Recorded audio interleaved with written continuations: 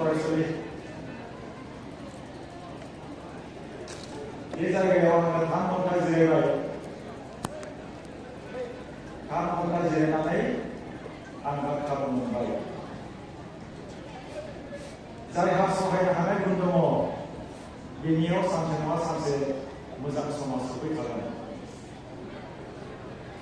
Class 9 10 नि फरायसुलिफ्रा साननो जानांगौ आं माब्ला बेबायदि बरायजागोन नोंसिनावबो बे मोजां समा फैगोन जाय ओंखाम फैगोन बिसोर सानो आं माब्ला ओंखाम मोनजागोन नोंसोरबो मोनजागोन नाथाय सहायनानै थानो हानायनि गुन थानांगोन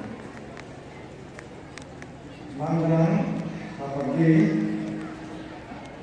मुंसे दैमारि बिथां लोगोसे बिथाङा बाक्सा जिल्ला दुलाराय बर' फरायसा आफादनि आफादगिरि दिनै गोलाव गाहाय आलासि महरै बाहागो लाफैनो हानाय गाहाय आलासि आरो दुलाराय बर' फरायसा आफादनि गाहाय नेहाथारि मुस्रि कनन्द बसुमतारी बिथां आसामनि मानगोनां मन्थ्रि पि.जि. ब्रह्म सार बिथाङा ओंखारलांबाय बे मेलखौ बेखेवलांनाय दुलाराय बर' फरायसा आफादनि मानगोनां भाइस प्रेसिडेन्ट बिथां लोगोसे बे उनाव नुजाफैनाय दुलाराय बर' फरायसा आफादनि मिरुनि जिल्लानि आरो गुबुन गुबुन खलबनि दैदेनगिरि बिथांमोन बर' थुनलाइ आफादनि दैदेनगिरि मानगोनां प्रिन्सिपाल्स हेडमास्टार हेडमिस्ट्रेस फोरोंगिरि फरायसुला फरायसुलि आरो आइ आफामोन गोबाव सम जोङो बिबुंथि खोनासंबाय सोरबा सोरबा बाबाय मेंबाय ओंखाम उखैबाय उन्दुनोबो ओंखारबाय आफादगिरिया मोनसे एनाउन्समेन्ट होदों रावबो सिखारनो मोना सोरबा एकदम हमथाथारनानै जिरायदों सोरबा गोसो जानानै जिरायदों बे रोखोमनि सिटुएसना बे रोखोमनि थासारिया जों साफ्रोमनियाव फैयो सासे फरायसाखौ बिमा बिफाया बुंगोन नों डक्टर जानांगौ बिफाया बुंगोन नों डक्टर जानांगौ बिमाया बुंगोन नों इन्जिनियार जानांगौ फोरोंगिरिया बुंगोन नोङो हाइस्ट मार्क्स लाखिनांगौ समाजा बुंगोन नों मोजां मानसि जानांगौ सोर साबेसेनि बाथ्राखौ खोनासंनो ओरैबो प्रेसार माबा चेलेन्जेस नाथाय बेफोरखौ नों खोनासंनांगोन नोङो गावखौनो अर्गानाइज खालामनांगोन गावखौ जेब्ला अर्गानाइज खालामगोन अब्ला मा जागोन मोनफ्रोमबो खामानिया नोंसिनि थाखाय जोंनि थाखाय गोरलै जागोन आरो जोङो थांखियाव सौहैनो हागोन अर्गानाइज गावखौनो जों थख' खालामनांगोन गावखौनो जोङो सांग्रां खालामनांगोन जोङो थांनानै थानो थाखाय जोंनि थांखिसिम सौहैनो थाखाय जोङो उइल पावार गोसोनि बोलो हाई मोटिभेशन लेभेल बेखौ जों मोननांगोन जाय मानसिया गावखौ अर्गानाइज खालामनो हाया बे मानसिया गावनि थांखियाव सौहैनो थाखाय सम लागोन जोबोद गोब्राब बयहाबो थांखि दङ गावबागाव थांखि दङ बिमा बिफाया मा लुबैदों नोंसोरनिफ्राय माब्लाबा सावरायफेरदोंना सोंफेरदोंना जाय जाय सोङाखै सों आइ आं मा जानांगौ आफा आं मा जानांगौ सों रायलाय ओंखाम जानायाव साहा लोंनायाव ज' जिरायनायाव नोंहा मा जेंना जादों बेखौ नों फोरमाय सोरनिबा गोदोनायाव सौसोमनायाव सोरनिबा थिन सोमनायाव जेबो खामानि दामाव नोंहा मा केपेबिलिटि दं नोंहा मा टेलेन्ट दं you have to find it out नोंनि आखायाव मा दं गोहो दं बेयाव गोहो दं बेयाव दं बेयाव दं बेयाव दं बेयाव दं मोनफ्रोमबो आसियाव गोहो दं मेगन थाइनायाव गोहो दं गोसोआव गोहो दं आथिङाव गोहो दं मोनफ्रोमबो अंगफोराव गोहो दङ बबेहाय दङ बेखौ आं नागिरनांगोन नोंथांमोनहा मिथिगौना सुबुंस्रि नार्जारिनि बाथ्रा खोनादोंना? सोर सोर खोनादों आखाइ सान? सुबुंस्रि नार्जारि चिरां जिल्लानि मेट्रिकखौ थार्ड डिभिजनाव पास जाबाय। सोर बियो? सासे बर' फरायसुलि बबि आरो बेंगि। नाथाय जोंनि बे नर्मेल स्कुलावनो फरायनानै मेट्रिकखौ पास जाबाय। खुगाया बेना गेवा जानो हागौ, खोमाया खोनाया जानो हागौ, नाथाय बबेबा मोनसे अंगआव बेहा गोहो दङ। बिनि गोसोआव, बिनि मेलेमाव गोहो दङ, जायनि थाखाय बिनि बिफानि जि बाधा होनाय बेखौबो बि मानियाखै। बिफाया बुंदोंमोन बबि नालाय बेंगि नालाय लेखा दा फरायसै। ओरैबायदि गोसो बायदोंमोन। नाथाय आं मिथिनायाव बे फरायसुलिनि बे बिमाया बिफानाव सोरबारासिनो मा खालामदों? फरायसालियाव थांदों आरो एडमिसन सिरि खुमादों। दिनै बे फरायसुलिया मेट्रिकखौ थार्ड डिभिजनाव पास जानानै इउएन एकाडेमि बिजनियाव एडमिसन लाबाय। दाख्लै जुलाइ 1 तारिखआव आं फैदोंमोन इउएन एकाडेमि बिजनियाव फरायसुलिफोरखौ बरायनाय हाबाफारियाव। मा सोलोंदों दे? नोंस्रा दंना गैया? आथिं आखाइ खोमा गन्थं खुगा मेगन दङना गैया? बयहाबो दङ। दङना? दङ। आथिं गैयै सासे हिनजावा, सासे आइजोआ माउन्ट एभारेस्ट गाखोनो हायोब्ला थाइनै आथिं गोनाङा मानो हाया? नाथाय मोनसे खोथाखौ आं बुंखागोन, रावजोंबो जों गावखौ कम्पेयार खालामनाङा, जों रुजुनाङा। अरुणिमा सिन्हानि बाथ्राखौ नोंसोर मिथिगौ निश्चय थारैनो। अरुणिमा सिन्हाया ट्रेन एक्सिडेन्टआव जुथाफोरजों नाखाय जानानै आथिंखौ दानस'जादोंमोन। आर्टिफिसियेल थोंसे आथिंजों माउन्ट एभारेस्ट गाखोदोंमोन।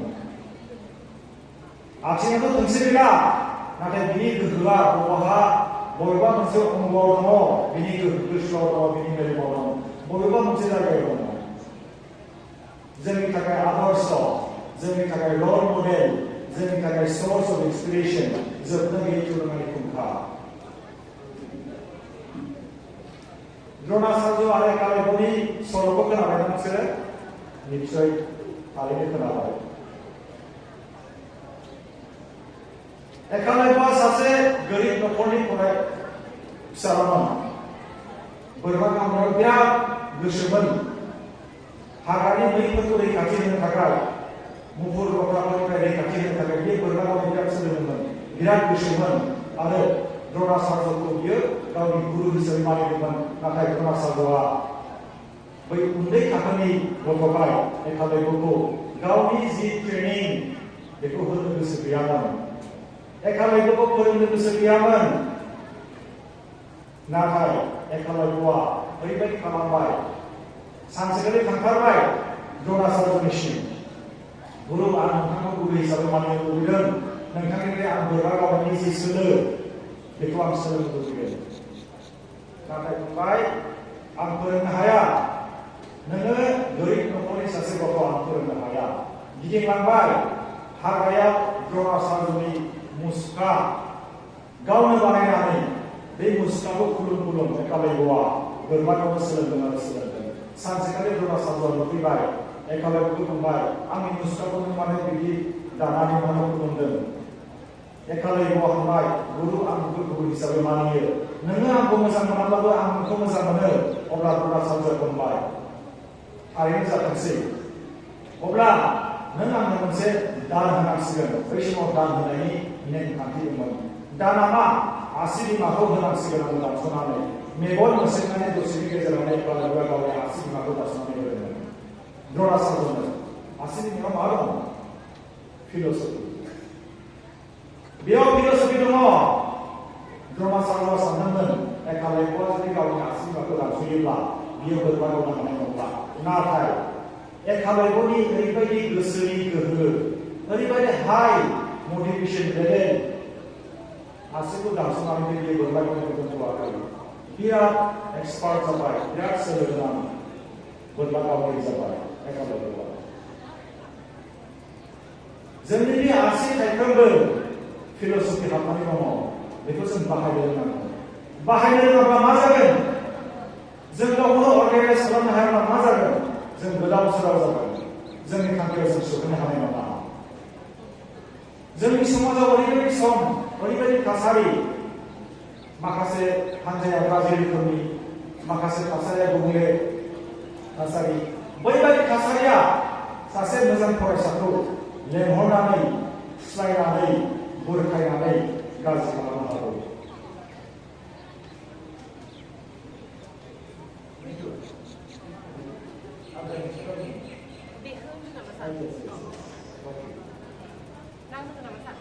सासे फरायसा फैदो बिसिम क्लास 10 नि सासे फरायसा क्लास 10 नि सासे फरायसा जायखिजाया फैदो खारनानै फैदो सोर खारनो हायो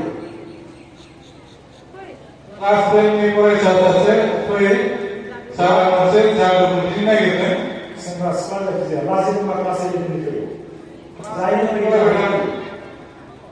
क्लास 10 आव फरायबाय थानाय सासे फरायसा लाजिदों नामा लाजिनो नाङा सोलोंनांगौसो खारबाय क्लास 10 आव फरायनाय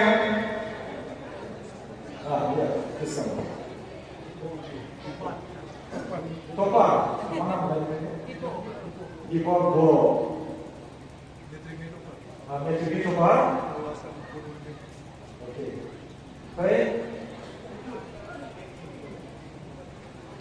जोंनि गोसोखौ जों बोरै हमथानो हायो सुरा जोंनि गोसोखौ बोरै गायहोनो हायो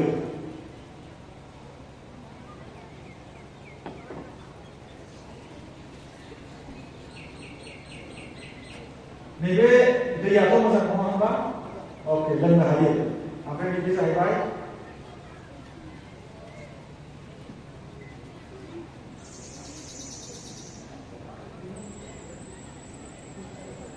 बे दैया माबायदि जाखो लेथ्रा जाबाय नङा होनबा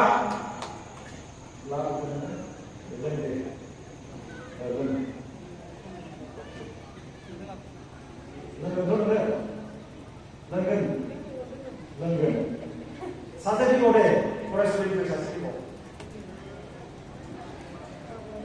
फैथ'लाय सासे yes काम हारिया खारबोन नैबे साराजों फैगोन ना नैबे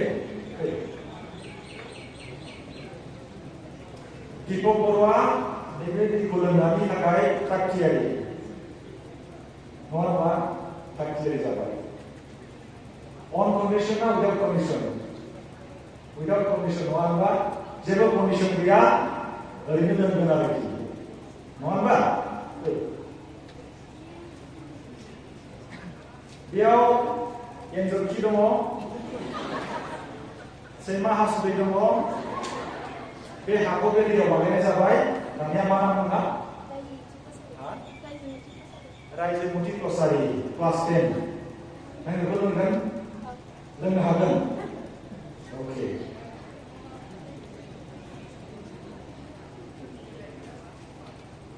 मा बुंदों दे मा बुंनो नागिरदों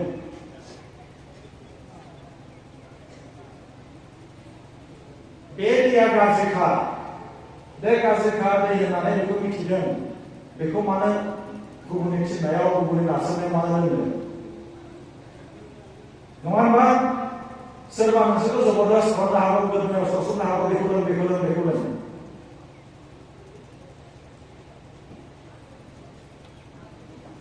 उदै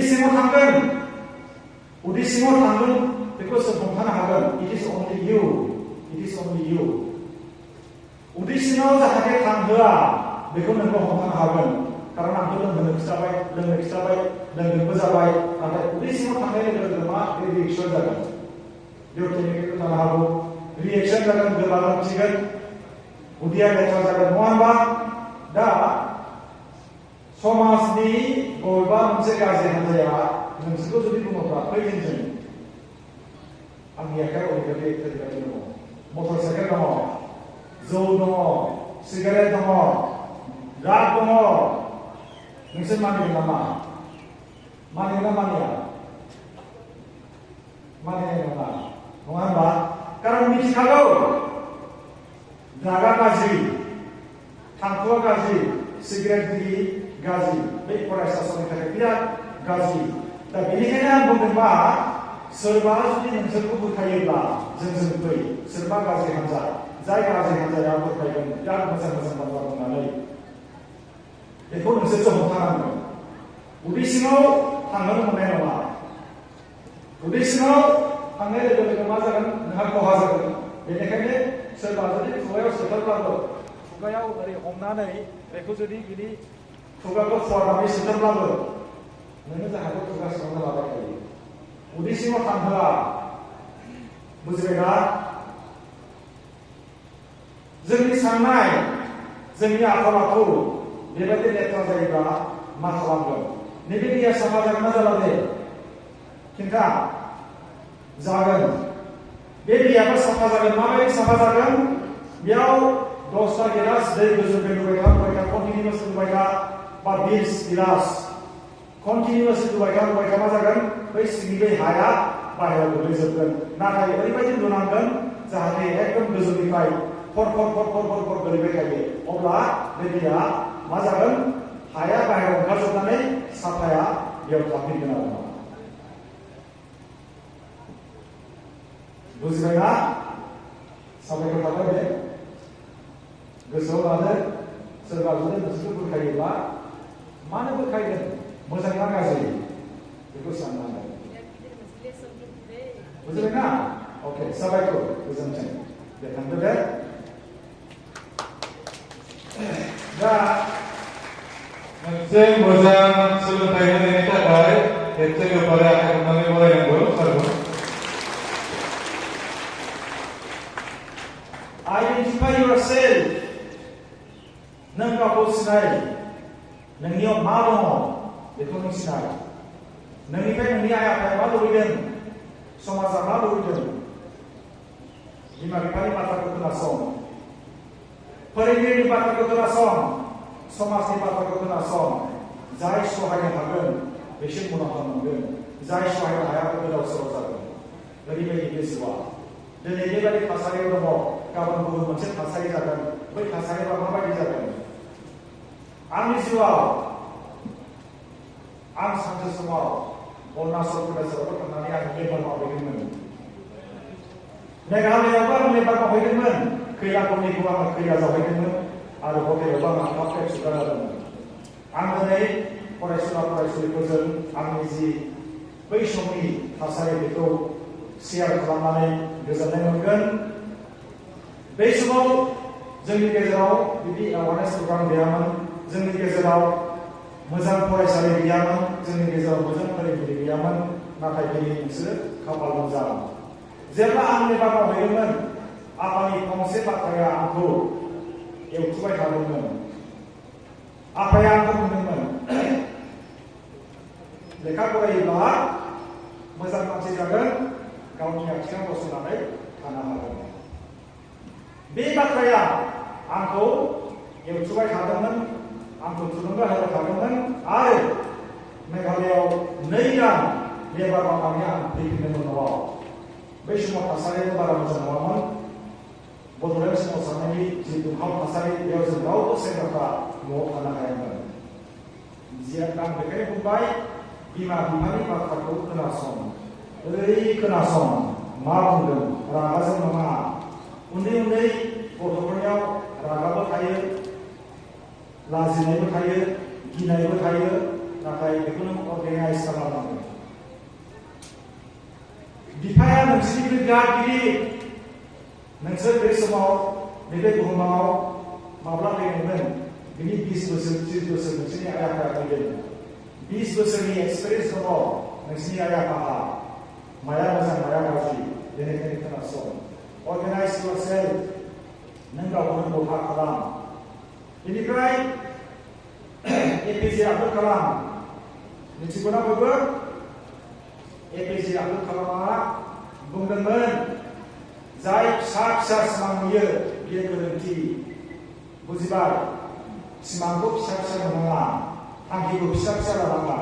गिदिर गिदिर थांखि लानांगौ फिसा फिसा थांखि लायोबा गोरोन्थि नोंनि थांखिसिम सहैनो थाखाय नों मा खालामनांगोन काल्टिभेट हेल्दी हेबिट ओरैबायदि मोनसे हुदा जाय हुदाया नोंखौ उथ्रिसार जानो थाखाय मदद खालामनो हायो नोंनि साननाय उथ्रिसारनायनि नोंनि मावनाय उथ्रिसारनायनि नोंनि जानाय उथ्रिसारनायनि नोंनि लाइफस्टाइल उथ्रिसारनायनि नोंनि बुंनाय उथ्रिसारनायनि नोंनि सिमां उथ्रिसारनायनि नोंनि खामानि मावनाय उथ्रिसारनायनि नोंनि फरायनाय उथ्रिसारनायनि गासिबो उथ्रिसारनायनि नोङो जुदि सानगोन आं जेबो रोङा आं फिसा मानसि नेभार बेखौ जेब्लाबो दासान गावखौनो फिसा होननानै साननाङा गावखौनो जेबो रोङा होननानै साननाङा बिराद गरम मोनदों जोङो गरम मोनदों बे थासारियावबो आरो मोनसे बिराद गरम मोनदों फालिसिगासिनो दं थासारिया बिदिनो जाखागोन बिनि थाखायनो सोरखौ दाय होनो बिराद गरम सोरखौनो दाय होनो दे रावखौबो दाय होनानै जेब्ला बयखौ जों सहाय होनांगोन गिदिर गिदिर सिमांखौ आरो नों गावखौनो एक्सेप्ट खालाम गावखौनो नों बुंनाय इसोरा नोंनो मा होदों नोंनि महरा गोसोम नोंनि महरा गुफुर नों गोजौ नों गाहाय नों रान्थें नों बबा नों बेंगा नों बेंगि बेखौ नों एक्सेप्ट खालाम दिनै सुबुंथि नार्जारिया गावखौनो एक्सेप्ट खालामदों नङाब्ला दिनै सुइसाइड जासिगोन नोंसोरनि गेजेराव सोरबा जुदि थांखि जाफुङैयाव सुइसाइड खालामनो गोसो जादोंब्ला आंखौ फन खालाम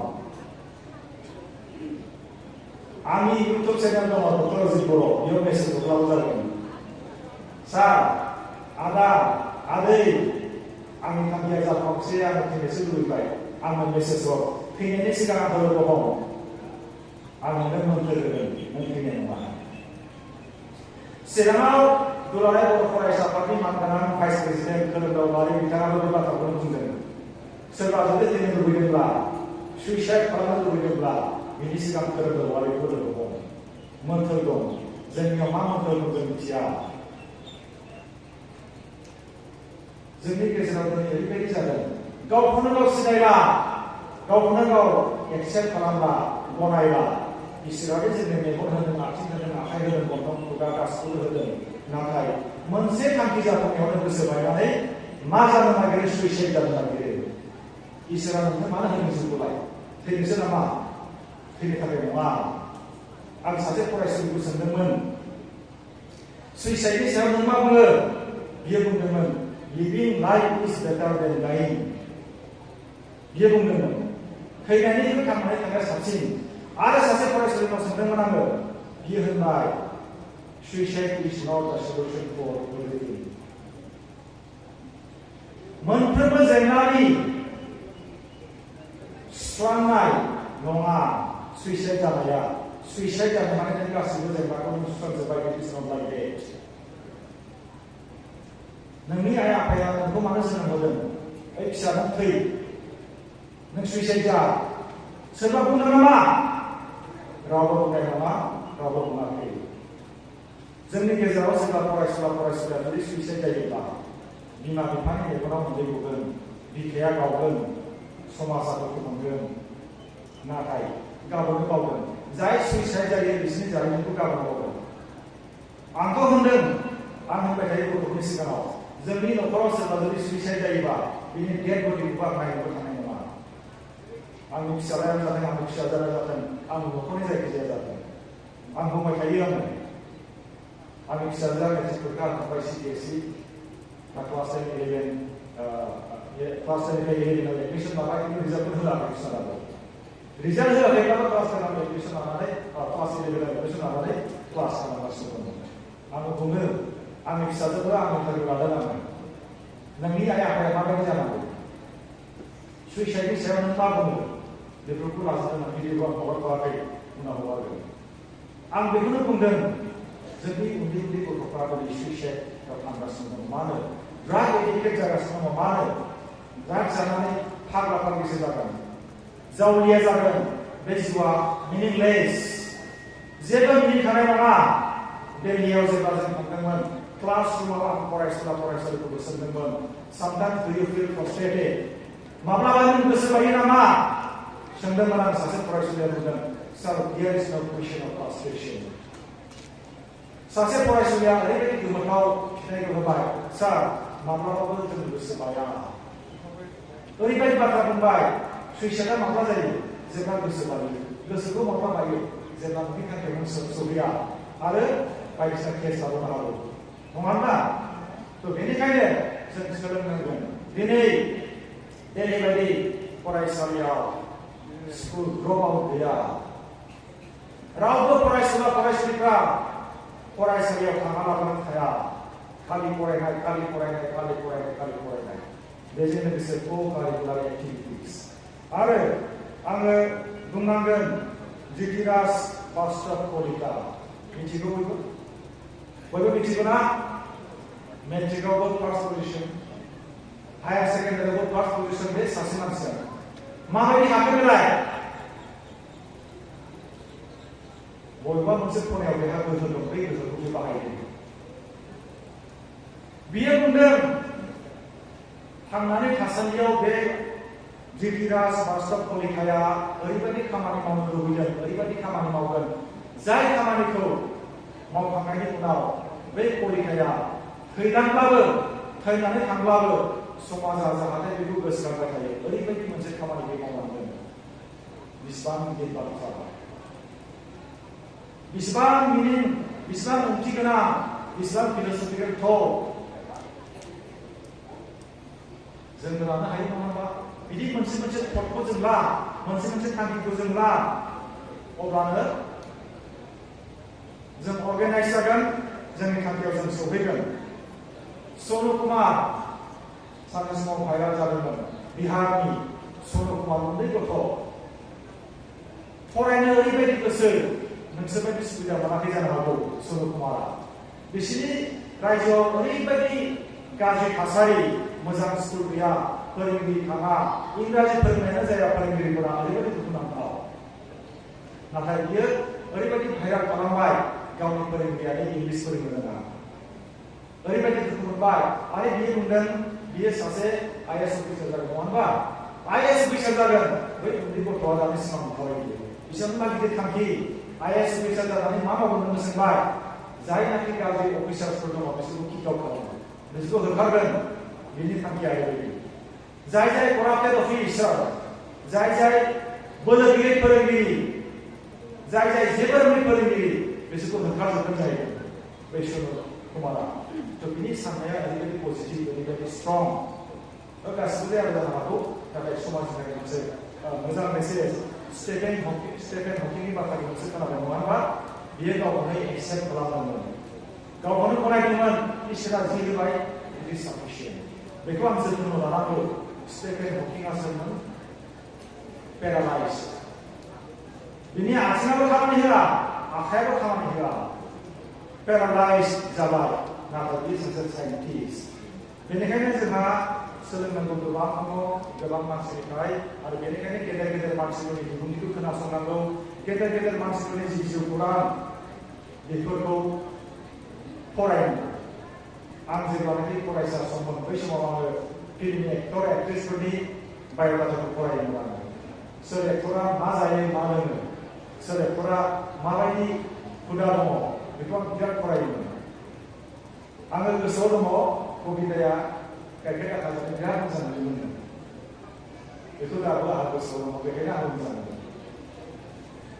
कबिताया गावनि खानायखौ सानफ्रामबो सेम्पु खालामोमोन आंबो सानफ्रामबो सेम्पु खालामो गबिन्दानि बै जिउ खौराङा आंखौ एसेब्लाबो इनफ्लुयेन्स खालामदों एपिजे आब्दुल कालामनि जि फंफ्रोमबो राव दाबो जोंखौ इनफ्लुयेन्स खालामो जों बबेबा बिथिङाव थाङोब्ला सोर गेदेर मानसिया माबायदि बुंदों बेखौ जोङो खोनासंनानै गोसोआव लायो सोलोङो खारन जोंनि लाइफ स्टाइला बयबो बेलेग आं जायखौ रोंगौ बै बेखौ रोङा बैयो जायखौ रोंगौ बेखौ आं रोङा बेखायनो सोलोंनाया मोनफ्रोमबो जायगायाव जायो साफ्रोमनिफ्रायबो जायो आंनि बिबुंथिया आवगायोब्ला आफादगिरिया एसे लिरहर बिदि खाबुखौ मोनबाय थाया लांदां जाबाय गेजेराव फरायसालिफ्रा उन्दै उन्दैफ्रा थांबाय खोमा अरजाया जेसेबां दं बेनो साफिसियेन्ट जों लुबैदों दुलाराय बर' फरायसाफोरा लुबैदों रावबो फरायसुला फरायसुलिफ्रा जाहाथे सुइसाइड जाया रावबो जाहाथे ड्राग एडिक्टेड जाया बयबो जाहाथे मोजां मानसि जायो सोरबा अफिसार सोरबा डक्टर सोरबा इन्जिनियार दहायनो बुंलांखाबाय दिनै नोंथांमोनखौ बेयाव मानो बेयाव बरायदों बेयाव मोनसे गिदिर थांखि दङ गिदिर मिजिं दङ बे जाहैबाय मोनसे inspiration accept this as your source of inspiration थांनानै थानो थाखाय थांखि जाफुंहोनो थाखाय मानसि गेदेरफोरनि जि बोसोन बेखौ खोनासं गोसोआव गावसोर बेखौ सिनाय आरो एक्सेप्ट खालाम आखायाबो थाइनैल'खा नोंनि इसोरखौ बुंबा जागोन नामा इसोर आंनो थाइसे आखाइ नांबावगौ जानाय नङा सिमाङावबो जानाय नङा नोङो बुंबा जागोन नामा इसोर नों आंखौ मानो गोसोम खालामखो आं बुरजा दङ जानाय नङा स' एक्सेप्ट योरसेल्फ नों गावखौनो एक्सेप्ट खालामनानै ला इसोरा जायखौ नोंनो होबाय दिस इज साफिसियेन्ट बारा बुंबाय थायोबा दा बावलायनोसै गोसोआव थानाय नङा आङो जोबनायाव मोनसे खन्थाइ आवरायनो सानदों फरायसुला फरायसुलिफोरनि थाखाय बेसेबां मोजां जादों जायाखै आं बेखौ मिथिया खिन्थु आं बिराद मोजां मोनो बे खन्थाइखौ बे खन्थाइया गथ'फोरनि थाखायल' फरायसुला फरायसुलिनि थाखाय देरहासारनि मोन्थोर आं सिगाङावबो आवरायबाय आंनि निस्सय बियो इउटुबावबो दङ खोमा आं गोसोआव गैला देरहासारनि मोन्थोर गथ' खन्थाइ इसोर नों आंनो आखाइ होदों आं नोंखौ खुलुमगोन आं गेदेरफोरखौ खुलुमगोन आं आइ आफाखौ खुलुमगोन आं थुनलाइ सोरजिगोन आं बिजाब लिरगोन आं जारिमिन सुजुगोन आं खन्थाइ सुजुगोन आं मेथाइ सुजुगोन आं बिफां गायगोन आं बिबार बारि बानायगोन आं न' लुगोन आं बुहुमखौ साखोन सिखोन लाखिगोन आं लैथो लैथोमा सानस्रिगोन आं हाजो हाजोमा गाखोगोन आं फेग्रा मुवानि उखुन्दैखौ सोदांगोन आं थुंग्रि सिबगोन आं हाग्रा एवस्रांगोन आं सुथुरखौ फोजोबस्रांगोन आं देरहासारनि फिल्डफोरा बेरहोगोन आं थांनानै थानो आदार बुथुमगोन आं आदारखौ आइ आफानोबो राननानै होगोन आं रंजागोन मोसागोन आं अन्थाइ खाम्फा रुजुनगोन आं आबाद मावगोन आं बेफार फालांगि मावगोन आं गेदेमानि मुसुखा दागोन आं ताजमहल लुगोन आं सावगारि होगोन आं आखाइ खबजबनानै निमाहा बिगोन आं आखाइ खबजबनानै खौसे खालामगोन इसोर नों आंनो आथिं होगोन आं सान्दुं अखा बारहुंखायावबो गसंथागोन आं थाबायगोन आं हाखर बारगोन आं आवगायलांगोन आं गेलेगोन आं हान्थु फरायनानै इसोर सिबिगोन आं सुथुरखौ जोगारगोन आं जांख्लाजों अख्राङाव आगान हैगोन आं देरहासारनि आगान गालांगोन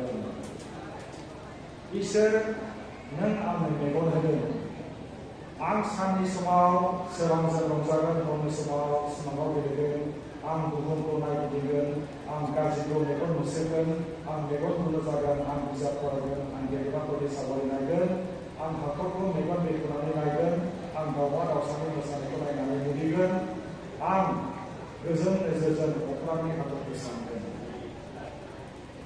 इसोर नों आंनो खोमा होदों आइ आफानि बोसोन खोनासंगोन आं फोरोंगिरिनि फोरोंनाय गोसोआव लागोन आं गाज्रि राव गाज्रि सोदोब खोनासङा आं दावमा दावसानि रोजाबनायखौ खोनासंगोन आं बिफां लाइफांनि मोसानाय रोजाबनायखौ खोनासंगोन आं इसोरनि मोन्थोर खोनासंगोन आं इसोरनि गाबज्रिनायखौ खोनासंगोन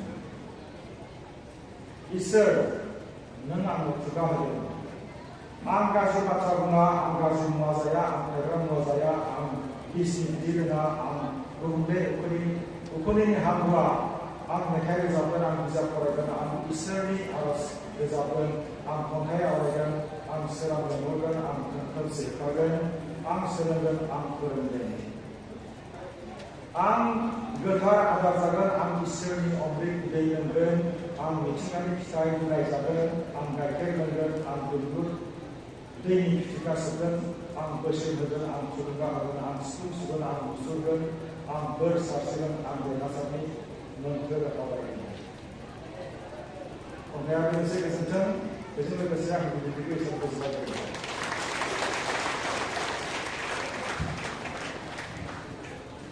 रोजा